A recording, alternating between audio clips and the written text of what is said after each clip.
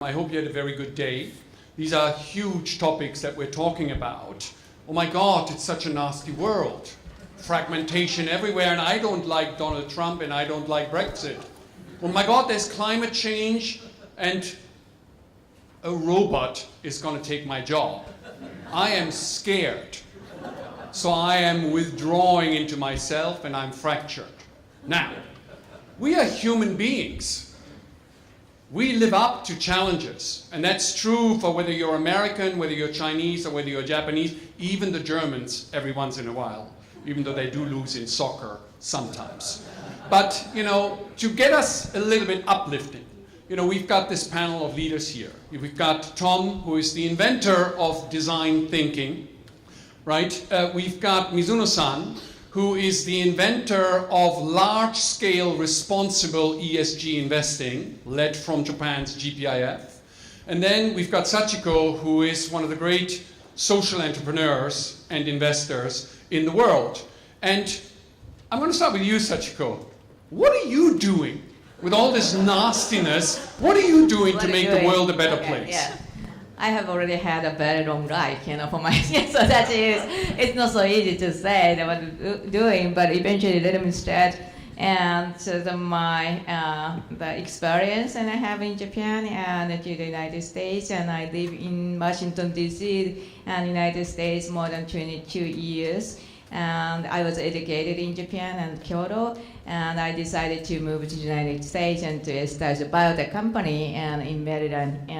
So that is my background, a biochemist, and my 25 years career is biotech, the startups and the CEO and also the scientists and who are taking care of everything for from the invention to the innovation and to have the launch of the product. But anyhow, 5 years ago, I have the chance to step down from the business world. And I think around that time, I started to think why there's the big pharmaceutical companies only and focusing on the big market and in developed countries. So this is only the 1 billion people that can access to the drug that I created. And however, 6 billion people cannot access because the marketing system is different and the pricing system is different. So that I decided to think about what I can do for the next generation people and what I can invest my time and my money and capability if I had for the next generation people. So I decided to open up social venture incubator in Washington D.C. So there's because I'm myself an entrepreneur, so that I know quite well how important to be supported at the early stage, and when you have the idea but not yet and the team members or money or the investors. So that I decided to focus on early stage entrepreneurs, social venture entrepreneurs, and also to provide the space and time for them to think about safely and to complete their business plan and to have to step up to the next stage. So the House Incubator is located in Washington, D.C., Georgetown, and that is old historic house and 30,000 square foot house. So it was built in 1787 by Benjamin Stuart, and he is inaugural Secretary of the Navy. And so this is a very special place, so that we believe that a special place or historic place could have some power to inspire and to make the people be intuitive and for thinking a good thing, not only for the young people fellows, but also the scholars or the business person or investors or social the ventures and whoever, so that we all try to open up that space and for the social incubator. That is what I'm doing. So connecting a fractured world, invest in the younger generation. Tom, what are you doing? Like many of you, I wear multiple hats, and so if I just take 2 of those hats, things that relate to Jesper's question, on the IDEO side of my life, it's a design and innovation firm founded 40 years ago in Palo Alto, California.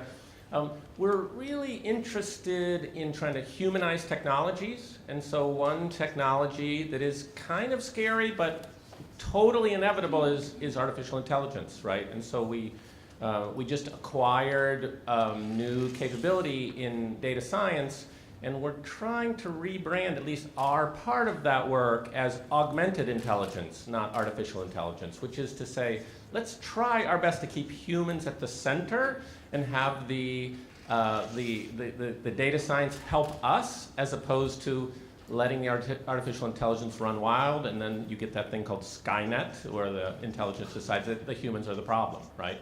So, so that's one on one side of my life.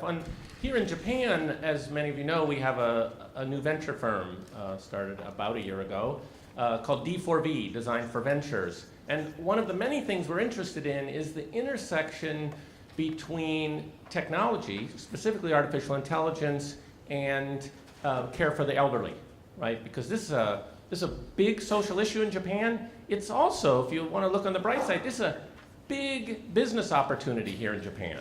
If you're going to create new products and services for the elderly, I would argue Japan is the best place in the world to do that. So for example, one of our investments is a company called Exa Wizards that uses artificial intelligence as a way to help with care for the elderly, right? And if you think about it, there's lots of opportunities out there, from monitoring or diagnosis or communications or even, companionship at some level. And so taking a technology that some people are a little scared of and trying to humanize it and use it to connect people, as opposed to, separate or isolate people, is something we're really interested in. So excellent. We had the first topic, generational conflict, generational responsibility, so investing in the youth. The second one is this big scary monster, technology. Oh my God, they're going to kill us humans. Again, humanize it and keep, the human at the very center. Now, Mizuno-san, you're my hero in the world of money because you're bringing responsibility to money. Well, thank you. Sorry, I had some chance to speak in the morning, so I tried not to repeat. I became a CIO of GPIF about 4 years ago. And at that time, I came to realize that people are talking about responsible investment and sustainability investment, and also ES&G investment. But I found it very difficult to really, get it to the mainstream investment practice. In other words, to the bottom of the actual heart of the investment professional, to use that to guide their, the investment actions. The reason why is this industry is, in my opinion, kind of broken and fractured, because who owns the money for the benefit of a future generation, including GPIF or the other public pension fund? We are required to manage the money sustainably for the next 20, 30 years. But the people who actually manage our money on behalf of us, which is private money managers, their performance is evaluated on a monthly basis. Right? And when we started promoting ESG, I was challenged. Is it against my fiduciary duty? That's probably not the CIO or like a CEO's public pension fund job to try to make the world a better place. So we need to find out the good concept to win the debate on that one. And we came up with the idea of universal ownership and cross-generational investment. Because all the public pension funds, their ultimate goal is to make the pension burden for the future generation manageable. And all this business model of the investment industry is built upon how to beat somebody. Beat the market, or beat a benchmark, or beat your competitor. But, and also the GPIFs ask the same. But in reality, we own about 10% of Japanese equity and 1% of global equity index. And beating the market meaning beating ourselves. And I was always wondered why the Californian people are talking about the Japanese corporate governance and you guys are talking about the technology in Japan. That means, at the end of the day, we are universal owner as all together. We just cannot build a system which everybody trying to beat each other, and that somebody can continue to beat the others. It's not feasible. So that kind of the concept change is very important. And then we came up with the index investment and etc. to bring the sustainability into the market. But it's still very challenging because it's very difficult to change the people's mindset. And to change the mindset, actually I use the AI. So we launched the joint research program, Sony Computer Science Laboratory, to find out how to use AI for our investment. The reason why is actually not to create the good asset manager using AI or replacing human manager. Rather, we try to teach our staff. We cannot beat the machine on the daily trading. Humans have to pay attention to something else. Inconvenient truth of the global capital market these days is every time market goes up and down, I always see that some media saying, oh, GPIF buying, GPIF selling. But in reality, we are owner. We are not trading. And as I said, inconvenient truth of capital market is who actually dictate today's price? It's the people who trade the most today. And in the New York Stock Exchange, people believe daily trading volume, 80% now made by machine. So human is no longer marginal price setter of capital market. That's something we have to think about. And thinking about sustainability and inclusiveness, the only way I think the human can add value to keep the capital market more sustainable. That's the whole, the background or basis why we have been advocating ESG so strongly. And I mean, for the Japanese audience, and I have to stress this all the time, I mean, this is a very concrete idea, and it's one of the first things where Japan, to concrete leadership in the world. I mean, this is now bought in, not just at the UN, at the Asset Owners Association, every asset manager in the world is following the Japanese leadership model here. And there's friction, right? You've got a funny anecdote with the Ministry of Labor in the United States, right? And isn't the US accusing you of not being fiduciary? Oh, yes, that's right. I mean, when I started advocating for ESG investment, the initial pushback from our own government is, no, it's against the fiduciary duty because American lawyer says so. So I said, I never knew that the GPIF law is actually US law. But we have been pushing this hard, but the US, we are receiving a lot of pushback. And there's two such as sad events recently happened with respect to the ESG investment. One, US Department of Labor issued a statement. Investor's job is to make money, not to think about environment. And last week, the board chair of CalPERS, who used to be regarded as a leader in this field, was defeated by former policeman who says CalPERS performance is bad because people are talking about environment. So there's a lot of a fluctuation we are observing. As you said, on one hand, California governors and mayor of Los Angeles, they are so big advocates for the climate risk or sustainability. But even at the CalPERS, that kind of thing is happening. So it's very difficult to predict what's going to happen in the American scene. But I still respect the dynamics of the American society. But this is the interesting thing. Just because we now agree that ESG is a good thing, right, doesn't mean that necessarily it's good for performance. Prove your concept. That's the beauty of American-style capitalism. I mean, I'm from Germany. If the government says so, we all bow and do, right? But that's the Chinese model. It's not the right model, right? So I think, the fact that there is friction in the exchange of ideas does not mean that the system is broken. Quite the contrary. It just means that you have to fight. You have to compete. You've got to have better ideas. And no, don't give me broken news.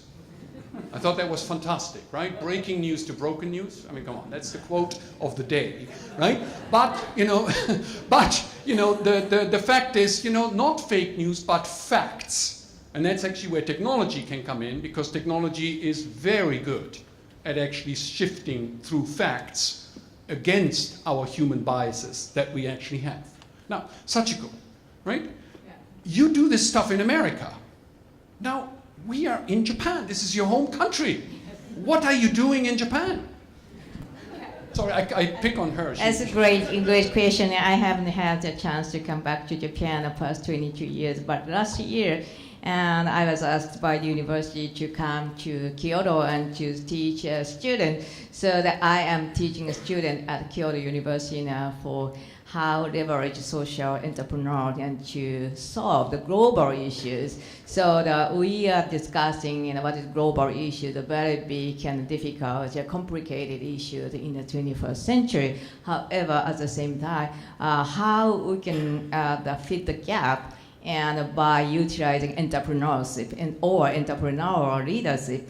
And so I think that is, can I say it about financial issues a little bit? Because I live in Washington, D.C., and also every day I talk to with millennial generation people and women as well. And the financial industry is a very unique industry in the United States because 55% of the partner are male.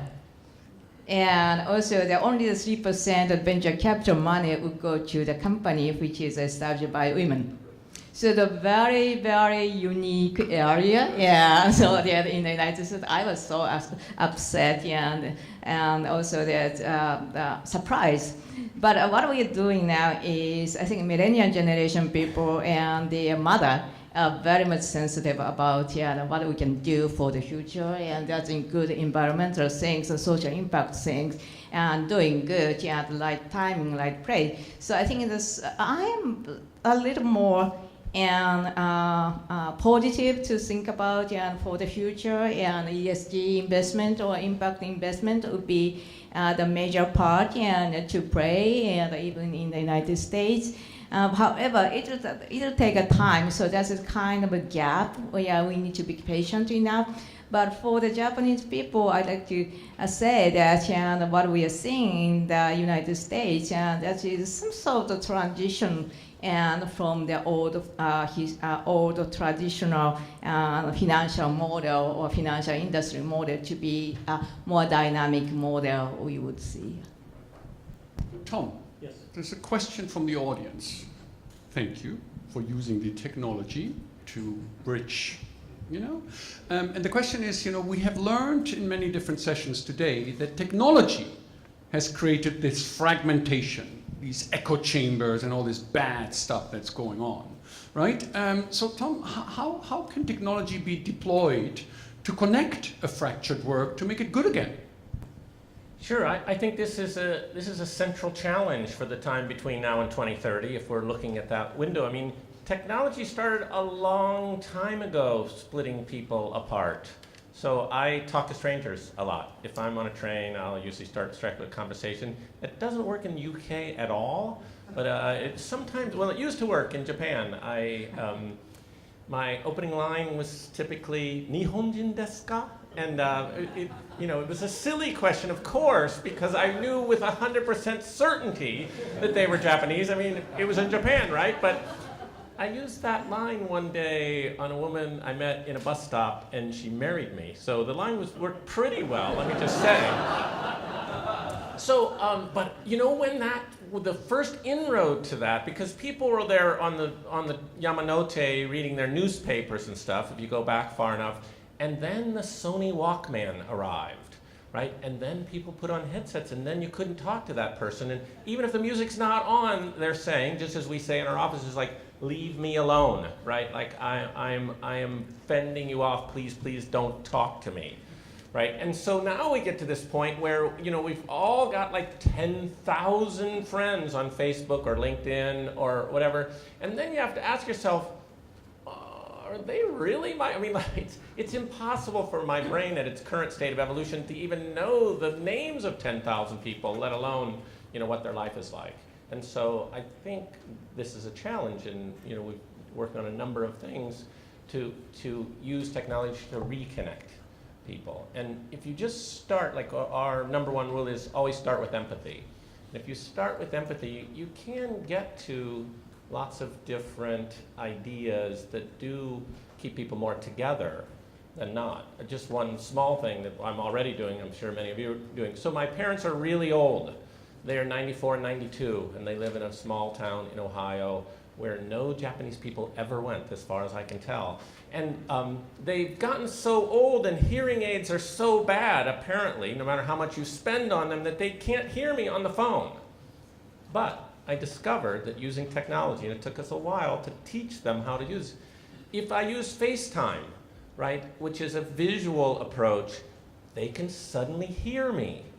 They can hear us when we call, and it's because they're reading my lips, right? So that's technology reconnecting people. We really almost lost that connection. You can only shout so loud, right? But now on FaceTime, I can talk to my parents again.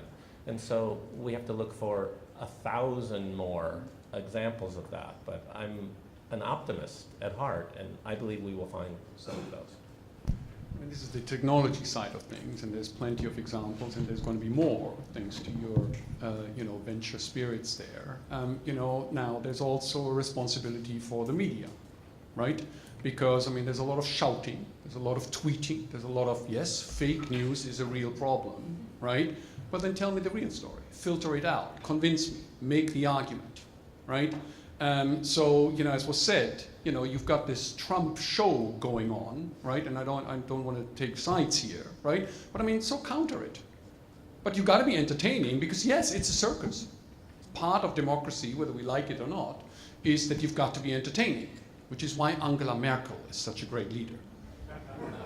Okay, so, good, thank you for the Germans in the room. Right? Now, Mizuno-san, in your role, you've taken the great initiatives. Now, it's a question again from the audience. It sounds kind of like, oh, the government is irrelevant, right? It's like, you're doing this stuff, you've got this great thing, and you're doing these great things. Now, what is the role of the government, in helping to connect, this fractured world?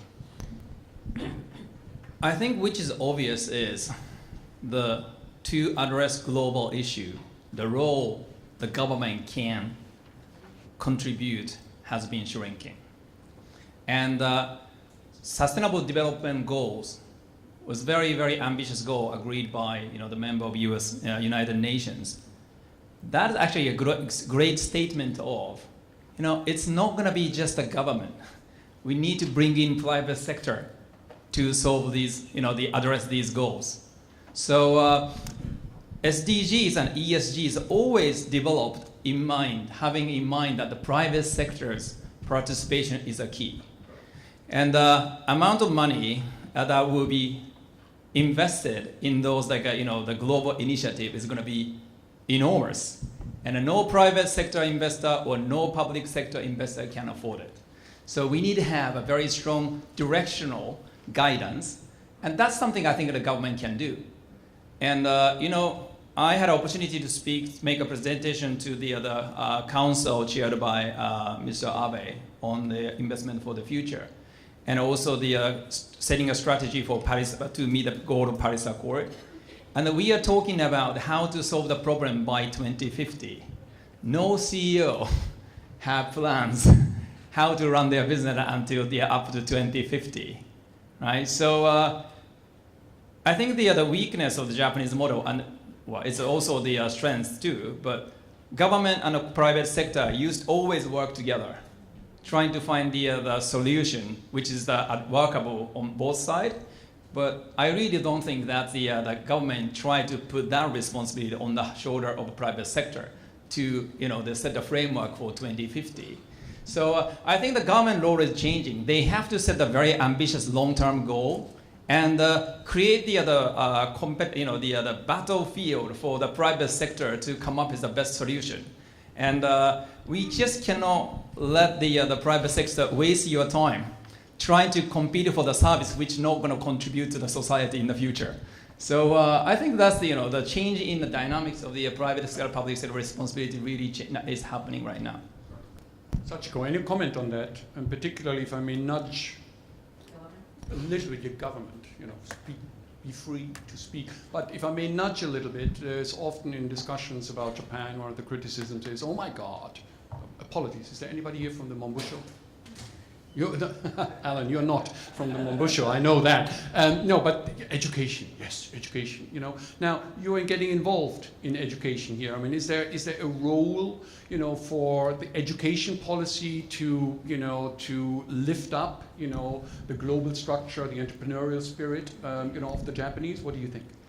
Japanese or the American and the whatever. I think the government has a lot of discussion and making plan, but that is I think speed is not so good and for us to think about. So that is what we're doing at least in Washington D.C. is to attract the younger and the people who work for the government, and that is a little disappointing the speed of the government can do and can come to our incubator to create an enterprise and a startup that to make the idea the possible in reality. So, but I think the government and the social sectors and the business sectors, academia, all of them need to be working together and to create a new vision for the 21st century. And also for that countries and United States or Japan, and because Japanese government need to create a vision for Japan and Japanese people, the United States need to create the vision for US and US American people. But beside that, what we are facing too for the future is global issues, especially climate change or very big change the planet has. I think that so many scientists has already agreed that we are getting into the new epoch that's called Anthropocene. That is entire new epoch, and that might be not fitting to that what we are doing, what we are living as a human beings. So that the temperature would raise up to 3-4 degrees or much more than we are now thinking. So I think it's a little scary. I'm trying to lift up everyone and to think about it positively, optimistically. However, we need to know what is the fact, what we need to tackle. And the problem we are facing now is if that epoch changing is a true story, we have only 100 years or so.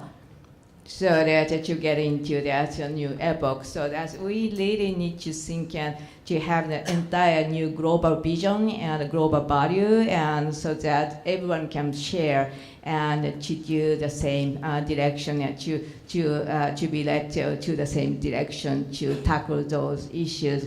So I think that is now the government is normally the diplomatic issues and or the changing information and to create the ideological issues. However, now that we might have a very big issue and the planet issues, we might think about as a human, and that might be made by human beings themselves in the past 200 years, 100 years. So I think now the government is quite important, and however, and the individual ourselves is going to be the key issue, the key person to create a new momentum or movement for the future. And I mean, this is, you know, one of the reasons why we feel powerless, right? Because, you know, we've got issues, the problems are increasingly global in nature, right? Whether it is climate change, I mean, AI, you know, are going to take over the world, right? But the only way to counter it, you know, is basically a global coordination effort, right?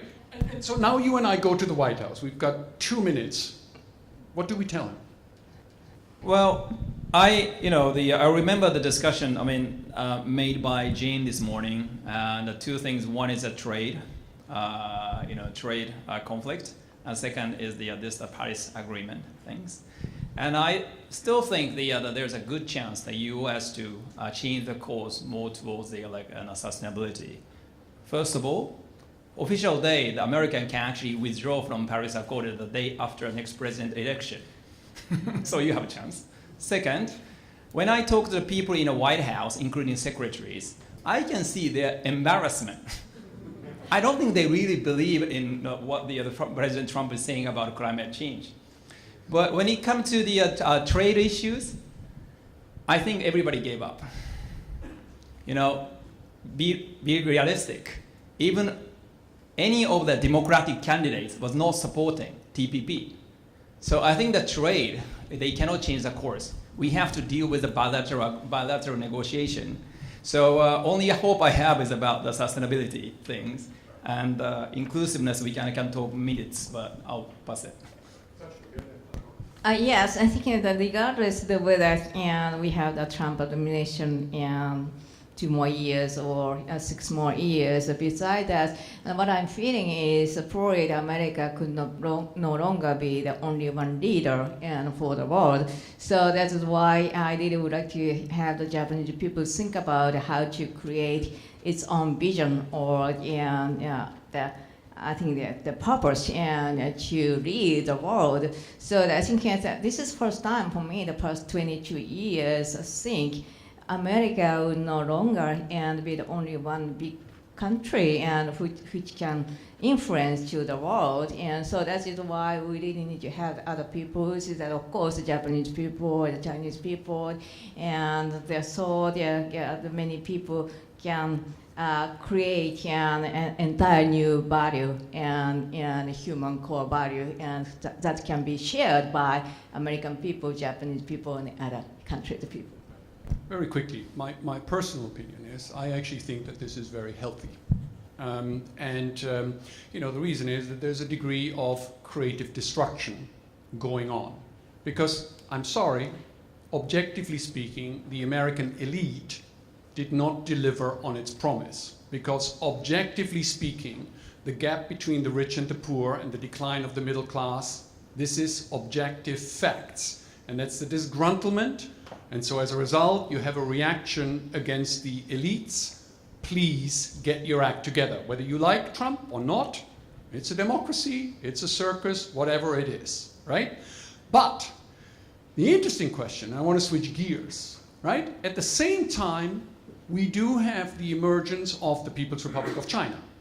I personally think that the week after next, Prime Minister Abe, having the first bilateral summit meeting with the Chinese president since 2011, I actually think that that's absolutely key. If America right now, for whatever reason, is incapable or unwilling, right, to lead global issues, then it's going to have to be other powers. And Japan is actually rising to the challenge. I mean, we shall see what the outcome is going to be, but for all intents and purposes, actually, right, America, yes, is creating a vacuum, but that vacuum is actually being filled, right? And Japan is actually contributing to that. From your perspective, how do you think in your job, in your business, and in your vision that you want to, and your team wants to create a better world, how do you think about the People's Republic? You've got offices in Shanghai. Don't be shy.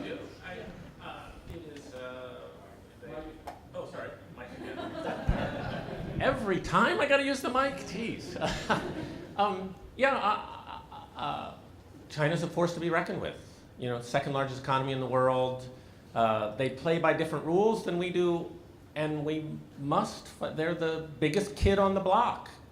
We must find ways to work with them effectively. I think it's great that Abe is trying to find the path to do that, and I hope America will find a path as well. Anybody, an opinion? Well, I think it's good things. I mean, dialogue is always positive start, and I think there's no dialogue between U.S. and China or U.S. and Europe, and Japan can be an intermediary. That would be great, and I'm sure the Prime Minister Abe will face a very sensitive and delicate situation because he tactfully and strategically puts himself up as the best president or best friends of President Trump in international affairs. So he needs to play well, and Japan has to play well. On one hand, we try to be a good partner, and the U.S.-Japan relationship is really by far the important for Japan. But at the same time, we need to pick some particular subject to act as a global leader. Sometimes we need to just go against the U.S. administration's view on this, but I don't know whether we can do it, but we have to meet to test it. Just a little gossip from the Kante from the Prime Minister's office, right? It's true, this is not fake news, right? That other global leaders now on a daily basis consult with the Japanese Prime Minister's office on how to deal with President Trump, which is, wow, that's new. Now you are the mediator, right? That is actually starting to happen here, right? Sachiko, what do you have dealings with China? I think that is beyond what I know, yeah. But I think China, of course, is number 2 in economic and power, and they have the different system. And so that is, from my perspective, because one of the reasons why I went to the United States and I moved to the United States, and so because and the great thing I have in the United States is I was very much unleashed, being myself, and also to maximize power and to do something new. And so that is very, I think, kind and generous people around me, and to assist me and support me to handle the startup company. That is what I saw in the United States, and that's an amazing thing for me as well as a Japanese woman. So I think that's a great thing in the United States here. So that I am not so familiar with and what is happening in China, and of course there's so many startup company has already moved to China from Silicon Valley, and seems to be great dream for the future. However, I am not so familiar with it, or I am not so confident yet. What would be what in the future would be and would look like be, and that is Silicon Valley model exactly, or as the Japanese government can change exactly 5 years later. So that is still I am not confident yet. Yeah. I just remembered one thing, like in the area of ESG, China declared their leadership in green finance. And China already became the biggest issuer of green bonds last year. And we are really pushing E, S, and G together, because China would have a problem with the S and G items. But green area, they got a very strong direction, a very clear direction from the Xi Jinping to make the Chinese economy greener. So I think that we cannot underestimate their strong will and the strong, the implementation power to make their infrastructure more green, and also the green finance. They are trying to take a leadership, which is really, really strong. In my personal opinion, I actually think that this summit in 2 weeks' time is enormously important, because I think it will lay the foundation for a new Pax Sinae Nipponica. Now that's like talking about European integration, but basically China, if my understanding is correct, is finding the limits of its global imperialism, of its global expansion, right? With people talk about debt trap diplomacy, and whether it's Africa, whether it's one belt, one road, hitting some roadblocks, right? But the idea of one belt, one road is fantastic. It's no different from building the American highway system, right, in the 1950s, right? You're connecting, right? You're making infrastructure investment project. Now, China alone, a lot of Asian countries have problems with that, right? But China, together with Japan, can actually work extremely well, right? So I hope that just as Germany and France, right, started with the coal and steel union, right, to basically make future war impossible, that Japan and China can work something similarly. So I'm not just an optimist, I'm a dreamer. Anyway, it's possible, right? Now, change topics finally before we go to the show your hands Q&A here. 2030. So we got the Olympics, that's easy, right? We got to prepare, everything's good before the Olympics. Now, 2030, what are our goals? When you think about 2030, Tom, design thinking, what are you thinking about? Microphone. Is it because I want... Well, it's usually clipped here, I don't know. Is it because I talk with my hands? I don't know. I'm guilty. I plead guilty to that. So, 2030. one thing to keep in mind is 2 things will have changed in 2030. It's hard to predict certain things about the future, but I can definitely predict these 2 things. One is pretty much all of the Japan managers and leaders from the bubble era will have retired, right? And with them retires the stereotype of the Japanese salaryman or woman, right? And so that model, which was very, very successful, right? What Japan did in the second half of the 20th century was unbelievable, and we owe that generation a debt of gratitude. But with the retiring of that group, I think that model will fade away. And then on the other hand, the kind of rising group is, they call that, education K through 12, which means if we're looking 12 years away, today's kindergarten students will be graduating from high school, right? And think what that means if you have any 5-year-olds in your life, right? They're creative, they're fearless, they're, like optimistic. Kids are amazing, and we kind of need them to be amazing because they're going to pay for all of us in retirement, right? So I think that that shifts with the skill set. I talked earlier about artificial intelligence. I live right down the street from a place called the Institute for the Future, and they coincidentally just did a study about life in 2030. And they said some things are going away, right? All that kind of organizing, calendaring function in businesses, gone, taken over by artificial intelligence. The function called driving is going away. The inner city truck drivers, that job is going to disappear, and that's going to cause social unrest. Truck driver is the #1 job description in all 50 states of the United States. And the inner city truck driver job is going to disappear by 2030, and so that's a big change. So things are going away, but then things are going to arrive. New skill sets are going to be really important. And Institute for the Future described 6 skills, and it basically came down to, if you want to fend off artificial intelligence, you got to be more human, right? So it's storytelling, it's thinking about first principles, it's creativity, it's growth mindset, right? And so we need this generation of kids, today's kindergartens, to be fully up to speed to those for 2030, so they're prepared for the economy of 2030 when they graduate from high school. Great. More human. Mizuno-san.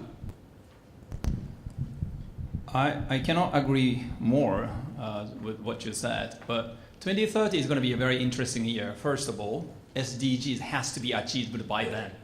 And how many of those goals we can achieve? That's a real big question mark, but we'll work for it. And the second is the generation who are now, going to business school. They're going to be in a decision-making position, and those people will live with AI, and everything will be different.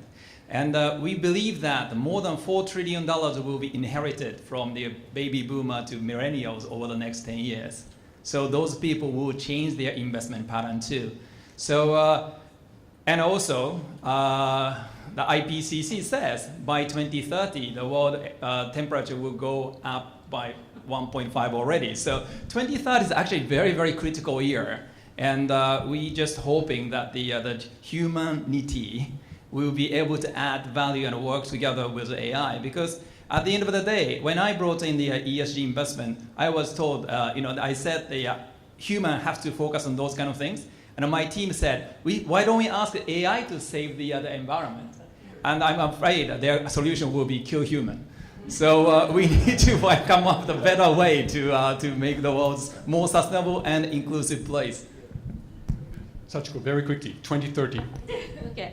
So I think it is almost impossible to think about happening in 12 years later, because 10 years before, no one knows a smartphone, or the digital thing that will be growing such, and what we are seeing now. But I think in 2030, I think that the human is more human, as you both said, and by having computer robotics and also the AI. That means I think some characteristics that only human has, and maybe the AI or robotics did not have, would be personality and and compassionate and empathy, and also there is creativity or imagination for the future. So I hope that the human can be coming back to be the more human, and we are, and also and for the women, and I really hope women and minority could be sharing that responsibility and also the right human has, and together with and male. Yeah. And this is your responsibility, right? I mean, we can talk about AI, we can talk about robots, we can talk about Donald Trump, we can talk about China, we can talk even about Angela Merkel, la la la la la. So what? Your life is in your hand. Your family's life is in your hand. How you educate your kids is in your hands. What company, what corporate culture you create is in your hand. To connect a fractured world, if you wait for the government, no, we don't live in China.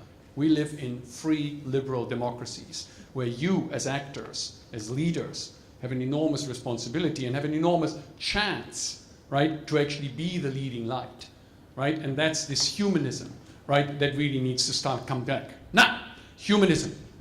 10 minutes of questions. There's a question. Right, Lynn, how are you? Very well, thank you. So thank you very much for the panelists for a very thought-provoking session. A quick question to Hiro-san, if I may. During the opening session, we spoke about the importance of Japan being more proactive in playing a rule shaper's role. And you obviously are a great example in ESG investment, and I think TPP is another one. If you want to see more of that happening in other sectors in Japan, what would be your recommendation? Good. Okay. Quick. I think the what's missing is the communication skill. I think what the ESG is trying to represent is something what everybody has been doing, and Japan didn't have a communication skill to deliver it, to make it the world phenomena. So in other sectors, if you really look around it, not looking at the TV program trying to tell the Japanese people are good, but look at what you're doing. There are a lot of things you can communicate well to take a leadership. And I really believe in that because the Japanese concept is actually closer to ESG and SDGs than the Europe and the US concept to begin with. Other question, please, go ahead. Great. Just a quick question. I'd love to hear your thoughts on where you see individual freedoms and right to privacy, democracy. What will that look like in 2030? Individual rights, right to privacy. Dozo. Sure, I left out one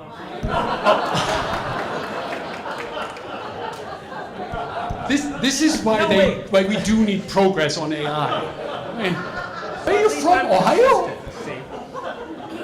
Anyhow, and I come from a culture in which failure is not, a big problem. So I'll survive this tremendous embarrassment. So, personal freedoms. The only thing I was going to say before I got the microphone was I left one thing out of the Institute for the Future, that all the skill set, the last of the 6 things they listed was cybersecurity. That if we're going to find a way to have any form of privacy, well, first we have to choose privacy. A lot of people have their Facebook settings, set in a way that anybody can find anything about them. But first choosing, and then to have the security systems that allow you to enforce the level of privacy you wish to maintain.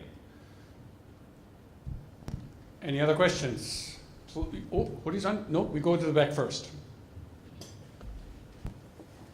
Just building on what the conversation is, in the next 10 to 15 years, we're going to have the biggest transformation in human history. And many companies, the CEOs come in and they're thinking 2 to 3 years, their lifespan, and the golden parachute. Our political leaders, as we've discussed, are even less prepared for this. How do we close this gap in the next few years, which is one of the main reasons we're here? How do we get the CEOs and the political leaders to realize the severity and the opportunity of the disruption and prepare for that transition before we have more societal risks that will evolve otherwise, and more Donald Trumps?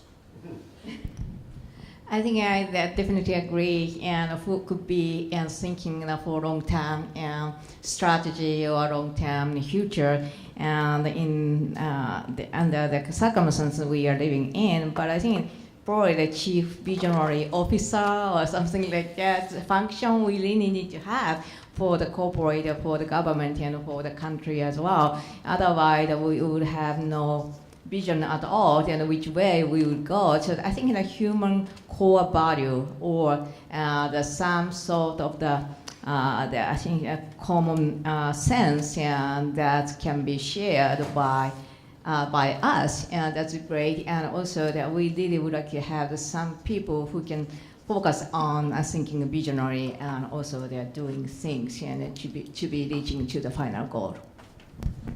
Hori-san. The theme of this session is Japan in 2030, actions for a more connected world. What should be the actions for Japan? Okay, action points, 30 seconds with a mic. Yes, with the mic. Thanks for that reminder. One thing I think that Japan needs to amp up the amount of entrepreneurship in the overall economy, and for the entrepreneurs to have a global perspective. You know, by 2030, chances are real-time translation will take away the current language barrier. But this is a non-trivial issue. When we invest in D4V, invest in companies, we're looking for people that have some level of other language ability, because we're at this very special G1 event today, but the language barrier is non-trivial, not just the communication, but the confidence that comes with the ability to deal with the outside world in their own language or in some third-party neutral language. I think that Japan should pick the agenda which has the long-term and also universal appeal. And that's the reason I've been focusing on a climate risk. Because climate risk is by definition a global agenda. And as the Prime Minister Abe sent an interview, self-interview to the Financial Times, he said, join Japan to save the planet. And sounds powerful. I don't know how he do, but at least setting that goal is a global agenda. So something else like a cybersecurity is a global agenda. So if we want to be a leader and contribute to the other world, we have to pick the other agenda which is particularly relevant to us and also have the global appeal. So I think the cybersecurity and climate issues are two particular topics I think Japan should contribute. I think Japan needs to have the disruptor and disruptive entrepreneurs, and to solve the problem Japan has or the world has. So that in order to do this, we really need to have the risk taker and also risk investor as well. So that's what. However, I think that it is. I don't think we need to change the culture itself, so that having the same culture and good culture, what we can do is, and what I'm thinking now is to create a new type of incubator. And in Japan, there's a corporate organization and could join, and individual could join, and also society could join, so that once corporate or big organization agreed to send their employee to the incubator to maximize their disruptive, disruptive capability to think about new things. That would be great, because I don't think that the people who is working for the big company could say easy to their parents, and I quit working on the big company. So instead doing that, I really would like to have the support from corporate and to support young disruptor for the future. For 30 seconds, my point, create Nipponomics. The last 5 years was about Abenomics to get Japan back onto a positive growth track. More or less that has worked. Many things need to be done, but that's fine. But the next legacy is actually to go beyond Japan, create global principles. Very concrete in this day and age, what does this mean? Japan, please do not give up on multilateralism. Anyway, other questions from the audience? In the back, sir. Thank you, Mr. Tatsuo Master. I have a silver bullet to solve all the problems with Japan. In 2030, let's give women more than 50% of cabinet ministers' post and make female prime minister. If those women can take control of this country, that will solve most of problems. Because we are we have too many straight jacket men has. Women doesn't. That's my proposal. Excellent, which by the way echoes in the econ session we had a proposal, right, to basically have full transparency on the gender pay gap. I mean, Womenomics clearly has worked. There's no question that the environment in Japan has changed with the debate on women. Female participation has increased. But the next step would be, if you actually mandate full disclosure of the pay gap, because that way you start shaming companies, right, into beginning to do the right thing. Any other questions or points? Robbie? A specific proposal. Japan now spends about 350 billion yen on energy research. That's the R&D budget. We spend 130 trillion yen on social programs, pensions, medical, etc. My proposal is that we take 2 trillion out of the social budget and use it for energy research. Global, everywhere, not just here, everywhere. That's my little proposal. Excellent, thank you. Any other, come on, don't be shy. Can I say something about gender diversity? Of course. We invest in a women empowerment index, and to be fair with the Japanese government, Japan has the most comprehensive data on the gender diversity. But I really don't think that gender diversity is a goal. Diversity is a goal. So we need to improve the racial diversity and all the other diversities. But gender is the one which we can improve the quickest. There was one final question here somewhere. Yes, sir. Yes, there's been a lot of people that were there's a lot of fans of Shinzo Abe in the room, obviously. But looking at 2030, who is going to replace him? After we've talked about Abenomics and the 3 years we have now as a chance, but there needs to be a plan beyond that. Is there going to be a Shinzo Abe in 2030? Probably not. And how are we going to cope with that? Nipponomics. I had a discussion with the American ambassador just before the LDP presidential election, and I told him, Mr. Haggerty, I promise you, this is the last boring LDP election. I think, and we can discuss this during the party, there's a young generation of leaders who are itching, who are very smart, because, why am I going to challenge Abe now, right? But the time will come, and I think that the debate and the leadership of the younger generation is going to surprise a lot of people here. I want to thank the panel. Thank you. It was a wonderful and stimulating discussion. And I want to thank the audience. Thank you very much.